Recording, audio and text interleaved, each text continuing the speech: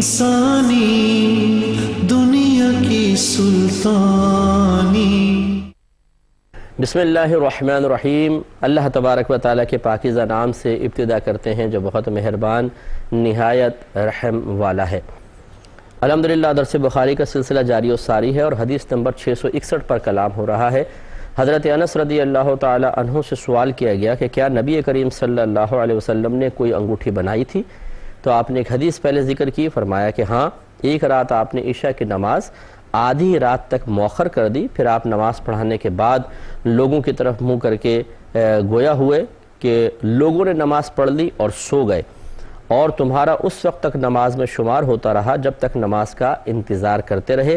फिर फरमाते हैं कि गोया कि मैं आपकी अंगूठी की चमक देख रहा था।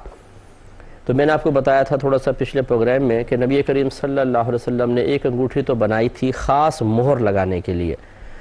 वो मोहर इसलिए कि रूम के जो बादशाह थे यानी अजमियों की तरफ जब सरकार सल्लल्लाहु अलैहि वसल्लम ने दावत इस्लाम के मकतूब रवाना फरमाए तो उनके यहाँ मतलब ये समझ लीजिए कि दरबार के आदाब के लिहाज से था या सिफारतकारी के आदाब में से था कि जब किसी का मकतूब पहुँचेगा अगर वो मोहर शुदा होगा तो उसको अहमियत देते थे, वरना नहीं देते थे। तो फिर हमारे आका सल्लल्लाहु अलैहि वसल्लम ने एक अंगूठी बनवाई और ये चांदी की अंगूठी थी और रहमत कौनैन सल्लल्लाहु अलैहि वसल्लम ने उसे मोहर के लिए इस्तेमाल फरमाया। उस पर लिखा था मोहम्मद रसूलुल्लाह, गोल था इस तरह ऊपर का हल्का, उस पर मोहम्मद रसूलुल्लाह लिखा था। और एक रिवायत के मुताबिक आपने चांदी की अंगूठी पहनी और उसमें नग लगा हुआ था। तो ये तो है कि वे चांदी की अंगूठी सरकार सल्लल्लाहु अलैहि वसल्लम ने पहनी है। एक दूसरी रिवायत में है कि एक सहाबी लोहे की अंगूठी पहन कर आए तो रहमत कौनैन सल्लल्लाहु अलैहि वसल्लम ने उनके हाथ से वो अंगूठी उतरवा कर फेंक दी और फरमाया कि ये मैं तुम पर क्या जहन्नमियों का जेवर देख रहा हूँ। वो फिर गए और पीतल की अंगूठी पहन कर आए। रहमत कौनैन सल्लल्लाहु अलैहि वसल्लम ने उसे भी उतरवा के फेंक दिया और फरमाया कि तुमसे बुतों की बू आ रही है, क्योंकि पीतल के बुत बनाते थे। तो उन्होंने फिर अर्ज़ किया रसूलुल्लाह सल्लल्लाहु अलैहि वसल्लम फिर मैं कैसी अंगूठी बनवाऊं? तो आपने शायद फरमाया एक चांदी की अंगूठी बनाओ और एक मिस्काल पूरा ना करना। एक मिस्काल हमारे यहाँ के वज़न के एतबार से 4.5 माशा बनता है। गोया कि रहमत कौनैन सल्लल्लाहु अलैहि वसल्लम ने फरमाया कि एक चांदी की अंगूठी बनाओ जो 4.5 माशा से कम वज़न की हो। 4.5 माशा बहुत हल्का सा होता है। आप किसी सुनार से कहें 4.5 माशा की अंगूठी दिखाए, वो आपको दिखाएगा, बहुत ही हल्की किस्म की होती है। और चूँकि रहमत कौनैन सल्लल्लाहु अलैहि वसल्लम से नग वाली अंगूठी पहनना साबित है, उसके अलावा नहीं, तो फुक़हा ने फिर ये क़ैद लगाई कि मर्द सिर्फ चांदी की अंगूठी पहन सकता है। सोना, लोहा और पीतल तो सरकार ने इन सहाबी को मना किया, और सोना पहले सरकार ने मना फरमाया कि एक दफ़ा मिंबर अक़दस पर बैठे तशरीफ़ फरमा हुए और आपने अपने एक हाथ में सोना लिया, एक हाथ में रेशम लिया और फरमाया कि ये दोनों चीज़ें मेरी उम्मत के मर्दों पर दुनिया में हराम हैं। यानी जन्नत में तो मिलेगा, सोना भी पहनेंगे मर्द हजरात, रेशम भी पहनेंगे, लेकिन दुनिया में हराम है। तो मालूम हुआ कि मर्द जो है वो कोई धात नहीं पहन सकता, वो सिर्फ चांदी की अंगूठी पहन सकता है। वाइट गोल्ड भी पहनना मना होता है, सिर्फ चांदी की अंगूठी पहन सकता है, और वो भी एक नग लगा होना ज़रूरी है। एक वक्त में एक ही अंगूठी पहन सकता है, और नग चाहे कितने ही वज़न का हो, लेकिन जो चांदी का हल्का है उसका वज़न 4.5 माशा से कम होना चाहिए, उससे ज़्यादा ना हो। तो चुनांचे अब अगर कोई एक से ज़्यादा अंगूठियाँ पहन ले, ये भी खिलाफ सुन्नत और मकरूह होगा। बगैर नग वाली पहने, जिसको छल्ला कहते हैं हम, तब भी खिलाफ सुन्नत होगा, मकरूह होगा। या किसी और धात की पहन ले तब भी मना होगा। ये जो शादी ब्याह में बाज़ औक़ात रस्म होती है जिस सोने की अंगूठी पहनाएंगे दूल्हा को, लड़की को पहनाते हैं, दूल्हा को भी पहनाते हैं, तो ये मर्द के लिए सोना पहनना हराम है। हमारे आका सल्लल्लाहु अलैहि वसल्लम ने इरशाद फरमाया। अब ये औरतों पे अल्लाह ताला अपनी हज़ारहा रहमत नाज़िल फरमाए। इनको इतनी बात समझ में नहीं आती कि अल्लाह और उसके रसूल अज़्ज़ा व जल व सल्लल्लाहु अलैहि वसल्लम की नाफरमानी है, चाहे वो 10 साल की जाए, चाहे 10 मिनट की जाए, चाहे 10 सेकंड की जाए। असल मसला ये है कि अपने नबी करीम सल्लल्लाहु अलैहि वसल्लम के फ़रमान को हक़ीर और मामूली समझ के नज़रअंदाज करके उसके ख़िलाफ़ इक़दाम करना, ये असल में बुरा है। हमारी औलाद मुसलसल हमारी नाफरमानी करे तब भी हमें दुख होता है, और एक आध बार करे हमें तब भी अफसोस होता है। अगर बेटा पूरी ज़िंदगी में एक बार कह देना मैं पानी नहीं पिलाता हूँ, कहा बेटा पानी पिलाओ, मैं नहीं पिलाता हूँ, ये बात दिल पे नक्श हो जाती है। کہ میں نے تم سے ایک دفعہ ایک گلاس پانی مانگا تھا اور تم نے صاف منع کر دیا تھا. تو اپنے تو موڈ اتنا نازک ہے کہ اگر اولاد پوری زندگی میں ایک بار بھی نافرمانی کر دے تو پھر ہم دوبارہ اس کو اپنی بعض اوقات نگاہوں میں عزت کے مقام پر بٹھانے کے لیے تیار نہیں ہوتے ہیں، حقارت کی نگاہ سے دیکھتے ہیں. اور نبی کریم صلی اللہ علیہ وسلم کا فرمان اتنا معمولی، اتنا حقیر اور اتنا مطلب سطحی قسم کا ہے کہ کرو تو ٹھیک ہے، نہیں کرو تو کوئی بات نہیں. یہ کہتے ہیں جی خوشی کا موقع ہے نا، تھوڑا بہت تو ہوتا ہے، پھر اتار دیں گے. وہ اتارتا کون ہے؟ تو یہ سونے کی انگوٹھی پہننا منع ہے، چاندی کی انگوٹھی لڑکی کے لیے جائز ہے، اس کو آپ پہنا سکتے ہیں. تو یہ بہرحال جو شرعی طریقہ ہے اس کے مطابق ہمیں چلنا چاہیے. ضمناً یہ میں نے احکام بھی آپ کی خدمت میں عرض کر دیے. اگلے باب کی طرف آتے ہیں، باب فضل من غدا الی المسجد ومن راحا. ترجمہ یہ ہے کہ دن کی ابتدا میں اور دن کے آخری حصے میں مسجد میں جانے کی فضیلت کا باب. دن کے ابتدائی حصے میں جیسے فجر ہے، آخری حصے میں جیسے مغرب ہے، وہ بالکل آخری ٹائم میں ہوتی ہے، یعنی سورج غروب ہونے کے فوراً بعد، اور فجر ہوتی ہے سورج طلوع ہونے سے پہلے. تو یہ مراد ہے کہ ابتدائی اور دن کے آخری حصے کے نمازوں کی فضیلت ہے. حدیث نمبر ہے 662 اور حضرت ابو ہریرہ رضی اللہ تعالی عنہ اس کے راوی ہیں. یہ کہتے ہیں کہ نبی کریم صلی اللہ علیہ وسلم نے ارشاد فرمایا کہ جو شخص صبح مسجد میں گیا یا شام کو مسجد میں گیا تو اللہ تبارک و تعالی جنت میں اس کی مہمانی تیار کرے گا، چاہے وہ صبح جائے، جب بھی وہ صبح جائے یا شام کو جائے. مہمانی کا مطلب یہ ہے کہ کسی کی آمد پر جو ہم اہتمام کرتے ہیں اس کو مہمانی کہتے ہیں. کھانا وغیرہ بنا کے رکھنا، تحائف وغیرہ اور کمرہ وغیرہ صاف کر کے رکھ دیتے ہیں، جیسے ہم بھئی گیسٹ روم ہے، مہمان آ رہے ہیں، تو یہ مہمانی کہلاتی ہے. اس کو مہمان نوازی بھی کہتے ہیں.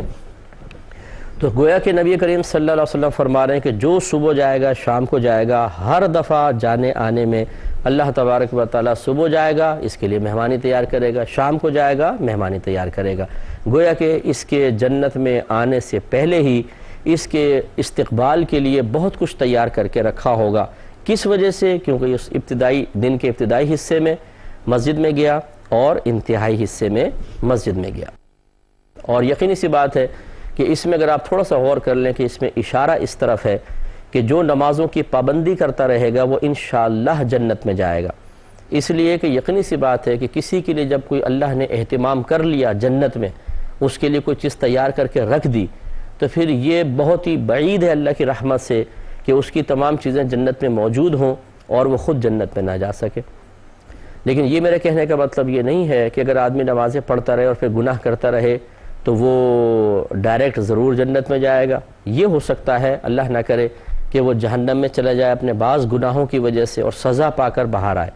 لیکن انشاءاللہ یہ ضرور ہوگا کہ اللہ تبارک و تعالی جس کے اوپر اتنی کرم نوازی فرمائے کہ اس کے لیے جنت میں کچھ تیار کر دیتا ہے، صراحتاً حدیث میں آ گیا، تو پھر اللہ تعالیٰ اس کے ایمان کی حفاظت ضرور فرمائے گا انشاءاللہ، اور وہ ایک نہ ایک دن ضرور جنت میں جائے گا. اور یہ بھی بعید نہیں ہے کہ اللہ تعالیٰ اس کو نمازوں کی برکت سے گناہوں سے محفوظ کرے، یا خدا نخواستہ بتقاضائے بشریت گناہ ہو جائیں تو فوراً توبہ کی توفیق عطا فرمائے اور اس طرح انسان مرتے ہی جنت میں داخل ہو جائے. تو اب ہمیں بھی غور کرنا چاہیے کہ اللہ تبارک و تعالیٰ بے نیاز ذات ہے. ہم اگر نماز پڑھ رہے ہیں تو اللہ پہ کوئی احسان نہیں کر رہے.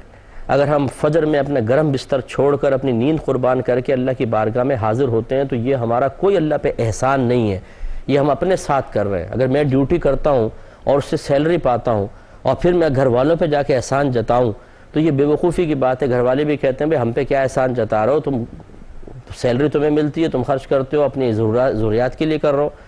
تو ایسی مسئلہ یہاں پر بھی ہے کہ اللہ تعالیٰ کے اگر ہم نمازیں پڑھ رہے ہیں تو اللہ تعالیٰ کو اس سے کیا فائدہ؟ اس کو تو اربوں خربوں اتنے فرشتے، لا تعداد فرشتے، کوئی رکوع میں، سرکار فرماتے ہیں کوئی قیام میں ہے، اللہ نے پیدا کیا وہ ہمیشہ قیام میں رہیں گے. کوئی رکوع میں ہے وہ ہمیشہ رکوع میں رہیں گے کیونکہ وہ تھکتے ہی نہیں ہیں. اور کوئی سجدے میں ہے تو ہمیشہ سجدے میں رہے گا. اس کی مخلوق تو اتنی عبادت کر رہی ہے. اور قرآن میں مزید ہے کہ ہر طرح خشک چیز اللہ تعالیٰ کی تسبیح بیان کرتی ہے. سب ذکر الہی کر رہے ہیں. یہ کب گلاس کر رہا ہے، یہ کب کر رہے ہیں، یہ کتاب کر رہی ہے، ہمیں نہیں سنتا. سرکار نے فرمایا تم ان کی بولی نہیں جانتے، ان کی زبان نہیں جانتے. ہر چیز اللہ کی تسبیح بیان کرتی ہے. اللہ کو کیا کمی ہے؟ تو اس لیے ہم کوئی احسان تو نہیں کرتے، لیکن آپ یہ دیکھیں اس کے باوجود اللہ تعالیٰ اپنے بندوں پہ کتنا کریم ہے، کتنا کرم فرمانے والا ہے کہ میں اپنے مقصد کے لیے، اپنی لالچ میں، اپنے اخروی فائدے کے لیے نماز کے لیے کھڑا ہوں، اور اللہ تعالیٰ میرے لیے پھر بھی جنت میں مہمانی تیار کر دے. یہ اس کا کرم ہے. کتنی بڑی بات ہے. اگر ہمیں پتہ چلے کہ جی آپ کو پی ایم ہاؤس میں پرائم منسٹر صاحب نے بلایا ہے اور آپ کے لیے آج بڑے کھانے لگائے گئے ہیں، بس کوئی پسند آ گئی آپ کی ادا، تو آپ خود غور کریں کہ ایسا شخص جو ہے وہ کس قدر اپنے آپ کو خوش قسمت سمجھے گا. اور جب گورنمنٹ کی گاڑیاں اس کے پاس آئیں گی، آگے پیچھے اس کو پولیس موبائلز پروٹوکول دے رہی ہوں گی، اور پھر وہ پی ایم ہاؤس میں جائے اور وہ ٹی وی پہ بھی چل جائے خبر کے اندر، تو پھر اس کے بعد جو وہ گردن اکڑا کے باہر نکلے گا اپنے محلے والوں اور رشتہ داروں کے سامنے، اور پھر اس کی عزت ہوگی کہ یار تم تو یار پرائم منسٹر ہاؤس میں چلے گئے تھے. تو اس کا مطلب یہ ہوا کہ کوئی بڑی شخصیت جو دنیاوی منصب کے لحاظ سے وہ کسی چھوٹے شخص کو عزت دے تو وہ اس کے لیے بڑی فخر کی بات ہے. وہ اس کو ایک اپنا بہت بڑا کارنامہ سمجھتا ہے. وہ اخبارات میں جو پکچرز اس کی آئی ہوں گی وہ اپنے فریم کر کے شاید کمرے میں لگا لے گا تاکہ میری آنے والی نسلیں بھی کہیں کہ دیکھو ہمارے ابا جان پی ایم ہاؤس میں گھس کے مفتہ اڑا رہے تھے، کھانا کھا رہے تھے. تو یعنی دنیاوی منصب کے لحاظ سے اگر کوئی بڑا آدمی ہمیں عزت افزائی ہماری کرے تو ہم اپنے آپ کو قابل فخر سمجھتے ہیں. کیا خیال ہے اس رب کے بارے میں کہ جس نے ان جیسے بڑے بڑے جو دنیا کے عہدیدار ہیں انہیں عہدے اس کی بارگاہ سے ملے ہیں. وہ رب جب اپنے بندے کے لیے اہتمام فرمائے اور اشارے فرمائے کہ جیسے تم مرو گے تو ان نمازوں کے بدلے میں تمہیں وہاں پر بہت کچھ عطا کیا جائے گا، تو ہمارے قلب میں وہ خوشی کیوں نہیں پیدا ہوتی؟ وہ سرور کیوں نہیں پیدا ہوتا؟ وہ لذت کیوں نہیں پیدا ہوتی؟ وہ اٹریکشن ہم کیوں محسوس نہیں کرتے جو ایک معمولی منصب رکھنے والے کسی شخص کی طرف سے دی گئی دعوت کے جواب میں ہم اپنے قلب میں محسوس کرتے ہیں؟ وجہ وہی ہے، ایمان کمزور ہے، یقین کمزور ہے. ہم ایسے ماحول میں نہیں ہیں کہ جہاں پر تسلسل سے اس قسم کی باتیں سن کر ہمارے عقیدے کو، ہمارے ذہن کو، ہماری طبیعتوں کو شریعت کے موافق اور مضبوط کیا جاتا ہو، اور گندگی، آلائشوں اور نفس و شیطانی اثرات سے اس کو پاک و صاف کیا جاتا ہو. تزکیہ نفس حاصل نہیں ہے. چنانچہ مادی اشیاء کا لالچ ہو، مادی اشیاء میں حاصل ہوں تو دل باغ باغ ہو جاتا ہے. وہ دل نہیں ہو رہا، نفس خوش ہو جاتا ہے. اور جب اخروی انعامات کا تذکرہ ہو تو کوئی پرواہ نہیں ہوتی. یہی وجہ ہے کہ ہم میں سے بہت سارے ہمارے سننے والے ایسے ہوں گے جو فجر کی نماز میں مؤذن صاحب مسجد میں دعوت دے رہے ہوتے ہیں، حی علی الصلاۃ، آئیے نماز کی طرف، حی علی الفلاح، آئیے بھلائی کی طرف. پھر وہ کہتے ہیں الصلاۃ خیر من النوم، نماز نیند سے بہتر ہے. اور ہم اور زیادہ تکیے کے اندر اپنا منہ چھپا لیتے ہیں کہ یہ آواز کان میں پڑے نہیں کیونکہ نیند خراب ہو رہی ہے. ہماری صبح ہوتی ہے 9 بجے 10 بجے، اور کتنی منحوس صبح ہوتی ہے. آپ بھی اندازہ کر سکتے ہیں کہ جو دیر سے سو کر اٹھتا ہے تو عجیب جسم ٹوٹ رہا ہوتا ہے، اور گھر میں چچڑا پن، بے برکتی، نہ پیسے میں برکت ہوتی ہے، نہ ایک دوسرے کی شکلیں اچھی لگ رہی ہوتی ہیں. چھوٹی چھوٹی بات پر ہائپر ہو کر ماں بہن کی گالیاں شروع ہو جاتی ہیں، ہاتھا پائی شروع ہو جاتی ہے. گھر والے پریشان ہیں. کتنے لوگ ہم سے رجوع کرتے ہیں، حالانکہ میں روحانی فیلڈ کا باقاعدہ آدمی نہیں ہوں، میں تو علمی فیلڈ کا آدمی ہوں، لیکن لوگ ہم سے رجوع کرتے رہتے ہیں مفتی صاحب گھر میں بڑی پریشانی ہے، بہت ہی ناچاقی ہے، لڑائی ہے، جھگڑا ہے، فتنہ ہے، فساد ہے، بچے سکون سے نہیں رہتے، چھوٹی چھوٹی بات پہ جھگڑے ہو جاتے ہیں اور لمبے لمبے جھگڑے ہوتے رہتے ہیں. اب ان سے دائرہ دم میں رہ کے پوچھیں آپ فجر کی نماز تو پڑھتے ہوں گے؟ نہیں، وہ تو آنکھ نہیں کھلتی ہے. ظہر پڑھتے ہوں گے؟ وہ اس ٹائم کام پر ہوتے ہیں. عصر پڑھتے ہوں گے؟ اس ٹائم تو کام سے واپس رستے میں ہوتے ہیں. مغرب تو پڑھتے ہوں گے؟ نہیں، وہ گھر آتے ہیں تو بس پھر وہ کھانے پینے میں لگ جاتے ہیں. عشاء تو پڑھتے ہوں گے؟ بس وہ پھر کھا پی کے لیے باہر نکل جاتے ہیں دوستوں کے پاس، اور بہنیں جو ہیں وہ ڈرامے دیکھنے بیٹھ جاتی ہیں اور ریسیپیز وغیرہ تلاش کرنے لگ جاتی ہیں. ساری نمازیں نہیں پڑھ رہے ہیں، اور گھر میں برکت اتنی چاہیے کہ یوں تکیہ اٹھائیں تو 5-5 ہزار کے نوٹ نظر آئے، یہاں سے یوں کپڑا ہٹائیں تو ہیرے کی انگوٹھیاں گرنا شروع ہو جائیں. ایسا ہمیں عطا کیا جائے. سبحان اللہ. اللہ کی نافرمانی پہ دلیر اور خواب اتنے بڑے بڑے کہ ہمارے کوئی گھر میں بیماری نہ ہو، کوئی پریشانی نہ ہو، سب مسکراتے چہرے کے ساتھ سرخ و سفید رنگ ہو جائیں، اور پیسے کی فراوانی ہو. ڈاکو اگر آئیں بھی تو پورے محلے میں تقسیم ہو جائے، ہمارے گھر کو بالکل نظر ہی نہ آئے ہمارا گھر، کوئی پریشانی نہ ہو کوئی. بھائی تو پھر اللہ تبارک و تعالیٰ کی اسی انداز سے عبادت بھی تو ہونی چاہیے، لیکن نہیں ہے. تو فجر نہیں اور مغرب نہیں، جو خاص طور پہ یہاں ذکر کیا صبح ابتدائی وقت میں اور آخری وقت میں، تو ہم کتنی بڑی بڑی فضیلتیں اپنے چھوٹے چھوٹے مقاصد، چھوٹے چھوٹے فائدوں اور تھوڑے سے آرام کے لیے قربان کر رہے ہیں، وہ شخص کتنا پچھتائے گا کہ جس کو یہ کہا جائے کہ یار یہ تھیلی لے لو، اس پہ ہیرا رکھا ہوا ہے، اور وہ معاذ اللہ مذاق سمجھ کر چھوڑ دے کہ یار تم مذاق کرتے ہو، اور دوسرا اس کو اٹھائے اور پھر اس کو واقعی اس پہ ہیرا ملے، اس کو سیل آؤٹ کر کے کروڑ پتی بن جائے، تو اس شخص کی حسرت کا کیا عالم ہوگا جب اس کو دیکھے گا، یار یہ موقع تو مجھے ملا تھا لیکن میں نے ضائع کر دیا۔ تو ایسے ہی بلا تمثیل ہمارے نبی کریم صلی اللہ علیہ وسلم ہمیں اخروی ہیرے بتا رہے ہیں، اور اس کے لیے عمل انتہائی آسان، اور چھوٹے چھوٹے اعمال ظاہری اعتبار سے عظمت کے لحاظ سے تو بہت بڑے ہیں، لیکن ہم وہی کر رہے ہیں، چھوڑے یار کون کرے۔ اس کے مقابلے میں ہمیں وہ چیزیں زیادہ اہم نظر آ رہی ہیں کہ جو عارضی ہیں، جن کا فائدہ کچھ ہی عرصے تک ہمارے ساتھ رہے گا، اس کے بعد ختم ہو جائے گا۔ تو یہ یقیناً قلبی بیماری کی علامت ہے۔ مجھے امید ہے کہ جو ہمارے بہن بھائی سن رہے ہیں وہ تھوڑا سا غور و تفکر کر کے اپنے عمل میں کچھ نہ کچھ تبدیلی لانے کی ضرور کوشش کریں گے۔ اگلا باب ہے، کہتے ہیں کہ باب اذا اقیمت الصلاۃ فلا صلاۃ الا المکتوبہ، جس کا مطلب یہ ہے کہ جب نماز کی اقامت کہی جائے تو فرض نماز کے علاوہ کوئی نماز نہیں۔ اس کا پہلے حدیث سے پہلے ذرا دیکھ لیں، مسئلہ یہ ہے کہ فقہ حنفی کی روشنی میں مسئلہ یوں ہی ہے کہ جب نماز کے لیے اقامت کہی جائے تو پھر انسان کوئی سنت نہیں پڑھ سکتا۔ جیسے دیر سے آئے، اقامت ہو رہی ہے تو بس پھر ڈائریکٹ جماعت میں شامل ہو جائے، سوائے سنت فجر کے۔ ہم یہ کہتے ہیں کہ سنت فجر کی بڑی اہمیت ہے، جسے میں حدیث آپ کی خدمت میں الگ عرض کروں گا، ابو داؤد کی روایت ہے۔